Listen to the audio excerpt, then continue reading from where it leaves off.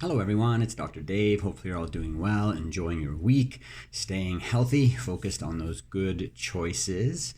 Coming at you on behalf of the Toronto Neck and Back Pain Clinic with your daily health update for Wednesday, February 24th, 2021. Not wearing my pink shirt today, but just a reminder to be nice to each other out there and know that even though it looks like that person is not going through a challenge or maybe has it better or different, everyone has some kind of stuff that they're dealing with, no doubt, and we can support each other by just being nice, human, respectful, so on and so forth with the list. So share some smiles today, reach out, lend a hand if you can. I'm going to share 6 areas of health and wellness today to lend a hand with your own decisions and actions and thoughts when it comes to your health and wellness. Somewhere around this video, you can read all 6 of those areas. And if you'd like a copy, DM us on social, send us an email, give us a call at the clinic. We'll be sure to get that to you. Not going to treat, diagnose, prevent, or cure any illness or disease with our time together today. However, you just never know what your body is capable of when you make some small changes to that part of your lifestyle or this part of your lifestyle. And it doesn't have to be big, but maybe it needs to be, but you got to start somewhere. So this daily health update might just be it. Of course, it's always good to stay tapped in, tuned in, and turned on to some good health information so that it can support your health and wellness journey no matter where you're at or where you're going. So all 6 areas are good today. I'll try to get through it efficiently. The Journal of Occupational Health, January 2021, looked at the combination of obesity and working long hours and how that is bad for the heart. They looked at data from the Korea Health Panel survey, and they found that if you routinely work more than 52 hours a week and you're obese, it nearly doubles your risk for cardiovascular disease. So not a good combination. So again, when we deviate from moderation, usually it creates problems. So when we work too hard and we don't rest or enjoy ourselves or feel good and positive about ourselves and be happy, unless your work really does that for you, but even then you probably need a break. And if we deviate too much from what is close to or maybe considered our ideal body weight, it's always a stressor when we deviate too far from that moderate amount.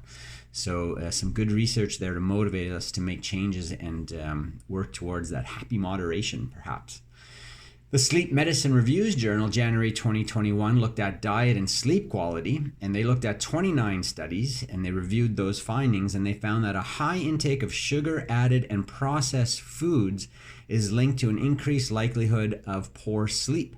They also said that there's evidence that a healthy diet pattern may be linked with better sleep quality. So again, everything about the moderation, bring those foods into a category that's a little more natural, unprocessed, unrefined, unconcentrated, and in variety and in certain amounts, never in excess, and you're probably going to even sleep better. And maybe you'll exercise better. And exercise is good for everybody. Everyone should be active and moving around. But the Journal of Sports Medicine and Physical Fitness in February 2021 said it offers several benefits to teenagers.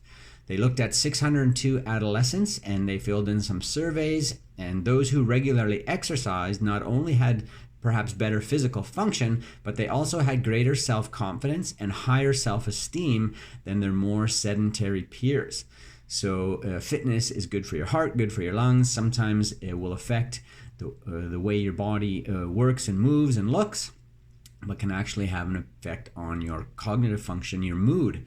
And in an effort to be happy and be nice to others, it's good if you are happy and nice to yourself. And physical fitness, your nutrition, your sleep are all good things that will make you happy. Even though it doesn't always seem that way, they are. So find something you love to do, find some healthy foods you love to eat, rinse and repeat, and you'll be on your way. And while you're on your way, you may want to take a nap. The General Psychiatry Report, January 2021, looked at a study that included over 2,200 adults, and those who regularly napped in the afternoon scored higher on cognitive assessments, particularly in the areas of locational awareness, verbal fluency, and memory. So napping is good for your noggin. Good to take a rest during the day. Not a 3-hour nap perhaps, but even 20 minutes is pretty effective according to other research and literature. You don't want to overdo it and get groggy, but just enough to recharge and get on with the rest of your day at that point. American Heart Association, January 2021, talks about heart attack prevention. Nothing new here, probably. It's not going to be shocking, but they do know that lifestyle is a major contributor to heart disease. So they recommend the following lifestyle changes to reduce your risk of heart attack. Always good to hear. Number 1 on the list, stop smoking. Number 2 is eat a healthier diet. Then we have, somewhat associated with reduced cholesterol levels, lower your blood pressure, exercise, maintain a healthy weight, manage your stress, and limit that alcohol consumption. So just a good reminder. And finally, from the Journal of the Formosan Medical Association, January 2021, they looked at the association between flat feet, feet that when you stand have no arch in the bottom, and the entire sole of the foot rests on the floor. They've been shown to have a risk for spinal degenerative joint disease more so than those who don't have, at about a 43% increased risk with those flat arches or flat feet. So that was a statistic over following those people over a 6-year time frame. So good to get those feet checked. There are treatments you can get to help those feet stay more functional. Even though they're flat, doesn't mean that they're always dysfunctional or not able to do what they're supposed to do. But sometimes they just need a little bit of help, and some treatment can make sure they stay supple and functional. And you can also learn some things to keep them more supple and functional on your own. But you can also ensure that you're wearing the proper footwear that's the proper size and length, but also width, and appropriate footwear for your task. If you're going for a long walk on a hard surface, flip-flops are not always the best thing.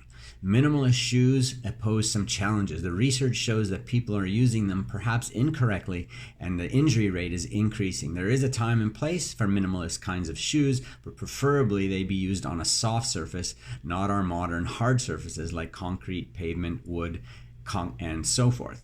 On those surfaces, you want something that will recreate the soft surface that your foot is used to walking on, which is grass and sand. And of course, when spring and summer roll around here in our northern hemisphere, it would be great to get out and walk barefoot on some sand and grass. Protect your feet, of course, from sharp objects, but that's one of the best things to do to strengthen and stimulate the foot to work properly. It's great for back pain. It's great for your cognitive function. There's so many nerve endings on the bottom of the feet that it stimulates a lot of nerve input. So there are some things you can learn and do. So if you do have flat feet and or you may have some low back discomfort, or you've been diagnosed with degenerative joint disease, remember that everything is connected from the feet up to that low back, and a good assessment of your ankles, your knees, your hips, your pelvis, and your lower back, and maybe even above, can affect posture. They're finding has far-reaching effects. But there are many things you can do to improve that situation. So hopefully you're motivated to know that that's the case. And if you fall into that category, go out and find some help. You can support the healthy function of those legs so you can do all those fun things you want to do on your feet for the rest of your life. So that's our long daily health update for Wednesday, middle of the week. Lots of information. We'll try to tune it down for you for Thursday in the video, and then Friday will be a written format. That's what you have to look forward to this week. I hope you're making it a great one. We'll catch up with you tomorrow. Take care.